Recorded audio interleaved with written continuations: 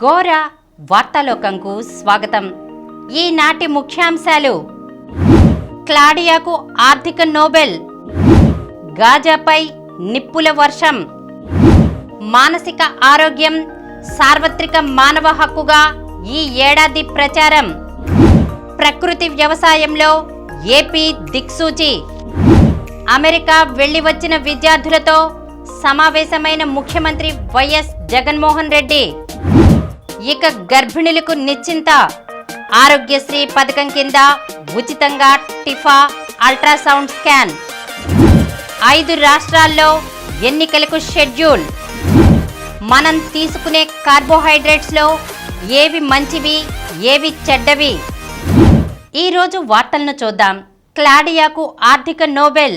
అర్థశాస్త్రంలో నోబెల్ పురస్కారం ఈ ఏడాది అమెరికాకు చెందిన ప్రఖ్యాత ఆర్థికవేత్త క్లాడియా గోల్డెన్ను వరించింది.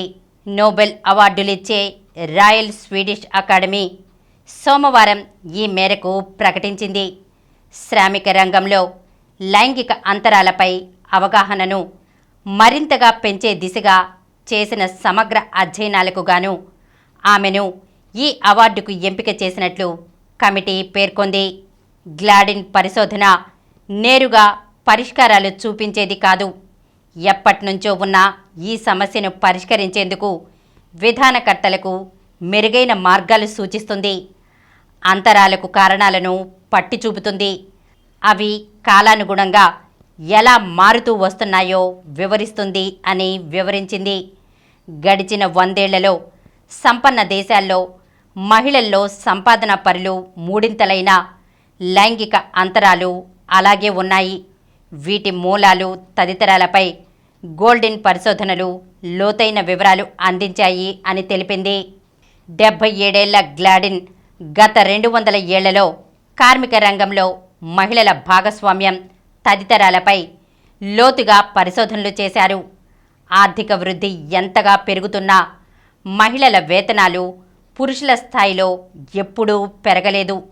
కొన్నేళ్లుగా చదువులో పురుషుల కంటే ముందుంటున్న మహిళల విషయంలో ఈ వివక్ష ఇంకా కొనసాగుతూనే ఉందంటారామే. నేనెప్పుడూ ఆశావాదినే, కానీ గణాంకాలు చూస్తుంటే నిర్వేదమే మిగులుతోంది. శ్రామిక శక్తిలో మహిళల భాగస్వామ్యం విషయంలో 1990లో ప్రపంచంలోనే తొలి స్థానంలో ఉన్న అమెరికా ఇప్పుడు ఎక్కడికో దిగజారిపోయింది అని చెప్పుకొచ్చారు. ఇళ్లలో జరిగేదే బయట శ్రామిక రంగంలోనూ జరుగుతుంది. మహిళలకు పనెక్కువ, ప్రతిఫలం తక్కువ అని వివరించారు. అందుకే జీవిత భాగస్వాముల మధ్య సమానత్వ భావనను పెంచితే అంతిమంగా లైంగిక సమానత్వము పెరుగుతుంది అంటూ ముక్తాయించారు. క్లాడియా 1946లో న్యూయార్క్లో పుట్టారు. షికాగో వర్సిటీలో పీహెచ్డీ చేశారు. ప్రస్తుతం హార్వర్డ్ వర్సిటీలో ఎకనామిక్స్ ప్రొఫెసర్గా ఉన్నారు. శ్రామిక రంగంలో లైంగిక అంతరాలపై అధ్యయనం చేసిన గ్లాడిన్ అర్థశాస్త్రంలో ఇప్పటిదాకా నోబెల్ అందుకున్న 93 మందిలో 3వ మహిళ కావడం విశేషం. గాజాపై నిప్పుల వర్షం. ఇజ్రాయిల్ హమాస్ యుద్ధంలో నెత్తుటేర్లు పారుతున్నాయి. ఇరు వర్గాల మధ్య ఘర్షణ 3 రోజులుగా కొనసాగుతూనే ఉంది. హమాస్ మిలిటెంట్ల పీచమణచడమే లక్ష్యంగా ఇజ్రాయిల్ సైన్యం సోమవారం గాజాపై వైమానిక దాడులు ఉధృతం చేసింది. మిలిటెంట్ల చొరబాట్లను అడ్డుకోవడానికి సరిహద్దుల్లో యుద్ధ ట్యాంకులు, డ్రోన్లను మోహరించింది. ఇజ్రాయిల్ దాడుల్లో గాజాలో వందలాది భవనాలు నేలమట్టమయ్యాయి. దక్షిణ గాజాలోని రఫాలో సోమవారం ఉదయం ఇజ్రాయిల్ దాడుల్లో మహిళలు, చిన్నారులు సహా 19 మంది మృతి చెందారు. మరోవైపు దక్షిణ ఇజ్రాయిల్లో ఉద్రిక్త పరిస్థితులు నెలకొన్నాయి. హమాస్ మిలిటెంట్లు ఇజ్రాయిల్ జవాన్లపై కాల్పులకు దిగుతున్నారు. అడపాదడపా రాకెట్లు కూడా ప్రయోగిస్తున్నారు. ఇజ్రాయిల్ సైన్యం తిప్పికొడుతోంది. గాజాలో 1000కి పైగా టార్గెట్లపై దాడి చేశామని ఇజ్రాయిల్ సైన్యం వెల్లడించింది. గాజాలో ఎక్కడ చూసినా శిథిలాలే కనిపిస్తున్నాయి. తాజా యుద్ధంలో మృతుల సంఖ్య 1200కు దాటింది. హమాస్ మిలిటెంట్ల దాడిలో ఇజ్రాయిల్లో 700 మందికి పైగా బలయ్యారు. ఇజ్రాయిల్ సైన్యం ఎదురుదాడిలో గాజాలో 500 మందికి పైగా మరణించారు. ఇరువైపులా వేలాది మంది క్షతగాత్రులుగా మారారు. ఇజ్రాయిల్లో 130 మందికి పైగా పౌరులను బందీలుగా పట్టుకున్నామని, వారంతా తమ అధీనంలో ఉన్నారని హమాస్ ప్రకటించింది. ఉత్తర ఇజ్రాయిల్లో లెబనాన్కు చెందిన హెజ్బుల్లా మిలిటెంట్ గ్రూప్, ఇజ్రాయిల్ సైన్యం మధ్య కాల్పులు జరుగుతున్నాయి. మానసిక ఆరోగ్యం సార్వత్రిక మానవ హక్కుగా ఈ ఏడాది ప్రచారం. మనిషి యంత్రంలా మారాడు. నిద్ర లేచింది మొదలు ఉరుకులు పరుగుల జీవితానికి అలవాటు పడ్డాడు. విధులు ముగించుకుని ఇంటికి వచ్చాక సెల్ ఫోన్లు, టీవీలు చూస్తూ కాలం గడిపేస్తున్నాడు. నలుగురు కలిసి కూర్చుని చెప్పుకునే ముచ్చట్లు లేవు. కుటుంబ సభ్యులంతా కలిసి ఒకేసారి భోజనం చేసే పరిస్థితులు అంతకంటే లేవు. భార్యాభర్తలిద్దరూ ఇంట్లో ఉన్నా చెరోవైపు కూర్చుని ఫోన్లు, ల్యాప్టాప్లతో కాలక్షేపం చేస్తున్నారు. మరోవైపు ఆశ, అత్యాశ పెరిగిపోయాయి. జీవితంలో సంతృప్తి అనేది లేకుండా పోయింది. ఇలాంటి పరిస్థితుల కారణంగా ప్రజల్లో విపరీతంగా మానసిక సమస్యలు పెరిగిపోయాయి. ఒత్తిళ్లు, డిప్రెషన్ అధికమయ్యాయి. ఈ నేపథ్యంలో ప్రపంచ ఆరోగ్య సంస్థ అప్రమత్తమైంది. ఈ ఏడాది ప్రపంచ మానసిక దినోత్సవం సందర్భంగా మానసిక ఆరోగ్యం సార్వత్రిక మానవ హక్కుగా ప్రకటించింది. ప్రకృతి వ్యవసాయంలో ఏపీ దిక్సూచి. రాష్ట్రంలో ప్రకృతి వ్యవసాయాన్ని ప్రోత్సహిస్తున్నామని రాష్ట్ర ప్రభుత్వ ప్రధాన కార్యదర్శి డాక్టర్ కెఎస్ జవహర్ రెడ్డి చెప్పారు. రాష్ట్రంలో 2050 నాటికి పారిశ్రామిక, వ్యవసాయ, ఆగ్రో ఎకాలజీ విధానాల్లో కలిగే వ్యత్యాసాలను పరిశీలించేందుకు దక్షిణాఫ్రికా దేశాలకు చెందిన ప్రతినిధి బృందం 4 సంవత్సరాల పాటు రాష్ట్రంలో అంతర్జాతీయ స్టడీ నిర్వహించింది. ఈ ప్రతినిధి బృందం సోమవారం సచివాలయంలో సీఎస్ని కలిసి అధ్యయన నివేదికలోని ముఖ్యాంశాలను వివరించింది. ఈ నివేదికను ఈ నెల 11న ఢిల్లీలో నీతి ఆయోగ్ వ్యవసాయ సభ్యుడు ప్రొఫెసర్ రమేష్ చంద్ర విడుదల చేస్తారు. రాష్ట్రంలో 3 రోజులు పర్యటించిన దక్షిణాఫ్రికా దేశాల ప్రతినిధుల బృందం ప్రకృతి వ్యవసాయ కార్యక్రమాల అమలుపై సంతృప్తి వ్యక్తం చేసింది. అనంతపురం జిల్లాలోనే యజ్ఞశెట్టిపల్లి, గంటాపురం గ్రామాల్లో ప్రకృతి వ్యవసాయ ప్రాజెక్టు ద్వారా అమలవుతున్న ATM model, A grade model, drought proofing model, కూరగాయల మోడల్ తదితర వ్యవసాయ పద్ధతుల్ని పరిశీలించిన Rwanda, Senegal, Malawi, Benny's, Tunisia, Madagascar, Zambia దేశాలకు చెందిన ప్రతినిధులు సీఎస్తో సమావేశమయ్యారు.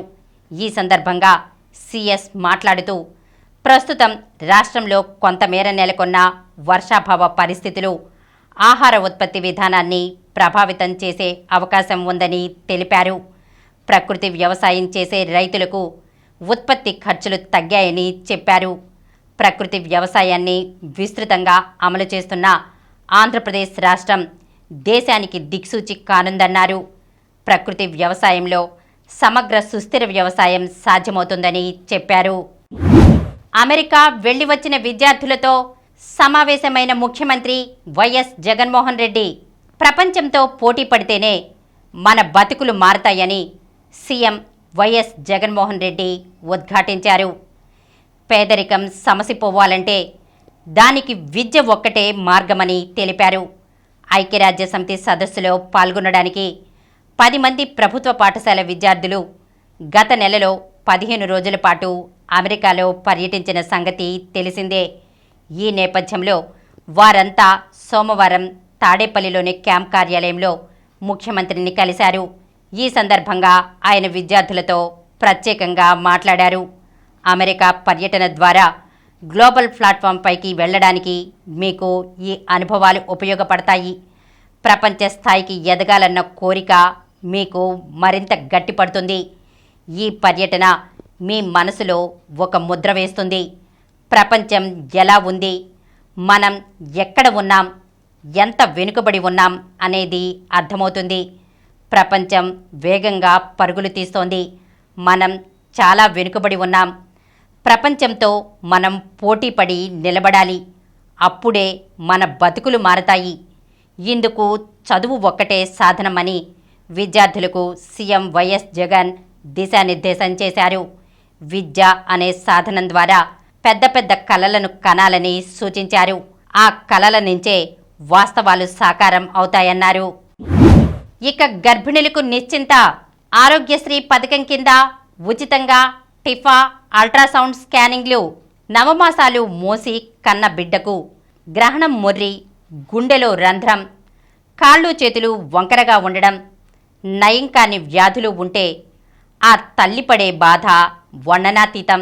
ఇలా ఏ తల్లి క్షోభకు గురికాకుండా చర్యలు తీసుకోవడంలో భాగంగా అత్యాధునిక టిఫా స్కానింగ్ సేవలను ఉచితంగా సీఎం జగన్ ప్రభుత్వం అందుబాటులోకి తెచ్చింది. గర్భంలో ఉండగానే పుట్టబోయే బిడ్డ ఆరోగ్యాన్ని, పిండం ఎదుగుదలలో లోపాలను గుర్తించేందుకు targeted imaging for fetal anomalies scan దోహదపడుతుంది. ఖరీదైన ఈ స్కాన్ను డాక్టర్ వైఎస్ఆర్ ఆరోగ్యశ్రీ పథకం కింద పేద, మధ్యతరగతి కుటుంబాలకు చెందిన గర్భిణులకు ఉచితంగా చేస్తోంది. ఈ ఏడాది మే నుంచి ఆరోగ్యశ్రీ కింద గర్భిణులకు 1 టిఫా, 3 అల్ట్రాసౌండ్ స్కాన్ సేవలను ప్రభుత్వం ప్రారంభించింది. మేనరికం వివాహాలు చేసుకున్న వారికి బ్యాడ్ అబ్స్ట్రక్టివ్ హిస్టరీ, క్రోమోజోమ్స్, మానసిక లోపాలు, సింగిల్ జీన్ డిజార్డర్స్, 35 ఏళ్ల తర్వాత గర్భం దాల్చిన వారికి, ఇతర సమస్యలున్న గర్భిణులకు వైద్యుని సూచన మేరకు టిఫా స్కాన్ చేస్తున్నారు. పై సమస్యలు ఏవీ లేని గర్భిణులకు 3 అల్ట్రాసోనోగ్రామ్ స్కాన్లు చేస్తున్నారు.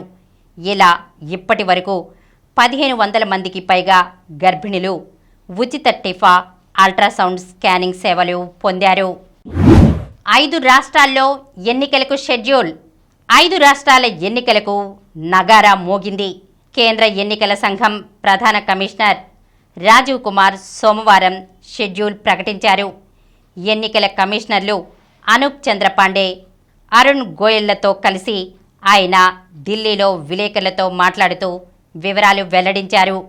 నవంబర్ 7న మిజోరాం, ఛత్తీస్గఢ్తో మొదలయ్యే ఎన్నికలు, ఆ తర్వాత మధ్యప్రదేశ్లో 17, రాజస్థాన్లో 23న, మళ్లీ తిరిగి ఛత్తీస్గఢ్లో 17, తెలంగాణలో 30వ తేదీతో ముగుస్తాయి.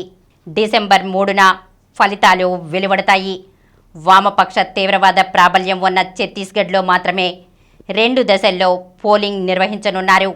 మిగిలిన అన్ని రాష్ట్రాల్లో ఒకే దశలో ఓటింగ్ జరగనుంది. 5 రాష్ట్రాల్లో 679 అసెంబ్లీ స్థానాలకు జరిగే పోలింగ్లో 16.14 కోట్ల మంది ఓటర్లు తమ హక్కును వినియోగించుకోనున్నారు. మనం తీసుకునే కార్బోహైడ్రేట్లలో ఏవి మంచివి, ఏవి చెడ్డవి? పిండి పదార్థాలను పూర్తిగా మానేయవలసిన అవసరం లేదు. వాటిలో మంచి, చెడు పిండి పదార్థాల పట్ల అవగాహన ఏర్పరచుకోవాలి. చెడు పిండి పదార్థాలు: పొట్టు తీసి పాలిష్ చేసిన పదార్థాలు. వీటిలో సహజసిద్ధ పోషకాలు, పీచు తక్కువ. చెడు పిండి పదార్థాల్లో పీచు, పోషకాలు అతి స్వల్పం, గ్లైసెమిక్ ఇండెక్స్ ఎక్కువ, క్యాలరీలు కొవ్వుగా మారతాయి, అత్యధిక గ్లూకోజ్ స్థాయిలు ఉంటాయి. చాక్లెట్లు, తీపి పదార్థాలు, తీపి జోడించిన తృణధాన్యాలు, సోడాలు, శీతల పానీయాలు, పొట్టు తీసిన పిండ్లు ఈ కోవకు చెందినవి. మేలురకం పిండి పదార్థాలు: ఓట్స్తో తయారైన బిస్కెట్లు, నారింజ రసం, యాపిల్, క్యారెట్లు, టమాటాలు, ఎండు ద్రాక్ష, ద్రాక్ష, అరటిపళ్ళు. ఓట్మీల్ ఎక్కువ సమయం పాటు శక్తినిచ్చే నిలకడైన పిండి పదార్థం ఇది. యాపిల్ భోజనానికి మధ్య తీసుకోవలసిన ఈ అల్పాహార ఫలంలో చెడు కొలెస్ట్రాల్ను తగ్గించే 4 గ్రాముల పీచు, పెక్టిన్లు ఉంటాయి. చిలకడ దుంపలు ఇవి నిజమైన సూపర్ ఫుడ్. కప్పు చిలకడ దుంప ముక్కల్లో 7 గ్రాముల పీచు, అత్యధిక విటమిన్ ఏ, సిలు, 4 గ్రాముల మాంసకృతులు ఉంటాయి. మినుములు 1 కప్పు ఉడకబెట్టిన పొట్టు తీయని మినుముల్లో 15 గ్రాముల పీచు, అంతే పరిమాణంలో మాంసకృత్తులు ఉంటాయి. ఇంత పరిమాణంలో పోషకాలు మరే పదార్థంలోనూ ఉండవు. టమాటాలు, వీటిలో విటమిన్లు, ఖనిజ లవణాలు పుష్కలం. పీచుతో పాటు లైకోపిన్ అనే యాంటీఆక్సిడెంట్లు కూడా వీటిలో ఉంటాయి. ఇప్పుడు కొన్ని సంక్షిప్త వార్తలను చూద్దాం. ఏపీ మోడల్ స్కూల్ ప్రిన్సిపల్స్ తుది జాబితా విడుదల. ఆంధ్రప్రదేశ్ ఆదర్శ పాఠశాలల్లో 14 ప్రిన్సిపల్ పోస్టుల పదోన్నతులకు సంబంధించి సీనియారిటీ తుది జాబితా, ప్యానెల్ జాబితా రూపొందించి పాఠశాల విద్యాశాఖ వెబ్సైట్లో ఉంచినట్లు AP model schools joint director MV Krishna Reddy సోమవారం ఒక ప్రకటనలో తెలిపారు. ఏఎన్యూలో కొత్త కోర్సులు ప్రారంభం. విద్యార్థుల ప్రయోజనాల పరిరక్షణే లక్ష్యంగా ఆచార్య నాగార్జున యూనివర్సిటీలో కొత్త కోర్సులను వీసీ ఆచార్య పి రాజశేఖర్ సోమవారం ప్రారంభించారు. ప్రపంచ కప్లో న్యూజిలాండ్కు రెండో విజయం. 99 పరుగులతో నెదర్లాండ్స్పై గెలుపు. రాణించిన యంగ్ సాంట్నర్. ప్రపంచ కప్లో నేడు England versus Bangladesh, Pakistan versus Sri Lanka. ఆఫ్ఘనిస్తాన్తో మ్యాచ్కు శుభమన్ గిల్ దూరం. సొంతగడ్డపై జరుగుతున్న వన్డే ప్రపంచ కప్ క్రికెట్ టోర్నీలో భారత జట్టు ఓపెనర్ శుభమన్ గిల్ వరుసగా రెండో మ్యాచ్కు దూరమయ్యాడు. డెంగీ జ్వరం బారిన పడ్డ గిల్ ఇంకా పూర్తి స్థాయిలో కోలుకోలేదని చెన్నైలో వైద్యుల పర్యవేక్షణలో అతను చికిత్స తీసుకుంటున్నాడని బీసీసీఐ తెలిపింది. లాస్ ఏంజలస్ 2028 ఒలింపిక్స్లో క్రికెట్ ఐఓసీ ఆమోదమే తరువాయి. Verstappen hat trick. వరుసగా 3వ ఏడాది ప్రపంచ ఛాంపియన్షిప్ టైటిల్ సొంతం. ఈ సీజన్లో 14వ విజయం. ప్రీ క్వార్టర్ ఫైనల్లో బోపన్న జోడీ.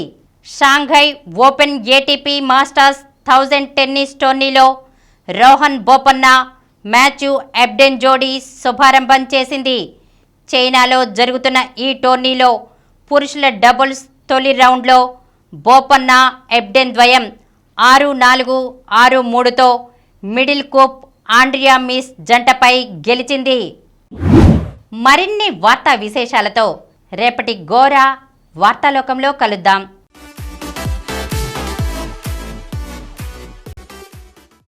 ప్రతిరోజు వార్తా విశేషాల కోసం అనతి కాలంలోనే 20 కోట్ల వ్యూస్కు చేరువలో ఉన్న డాక్టర్ సమరం మల్టీ ఛానల్ నెట్వర్క్ సమర్పించు గోరా వార్తాలోకంకు సబ్స్క్రైబ్ చేయండి, లైక్ చేయండి, మీ ఫ్రెండ్స్కి షేర్ చేయండి. అలాగే ప్రక్కనున్న గంట సింబల్ని ప్రెస్ చేయడం మర్చిపోకండి. Please download Samaram multi-channel app and watch your favorite channels from your mobile. App available on Google Play Store and subscribe to the channels.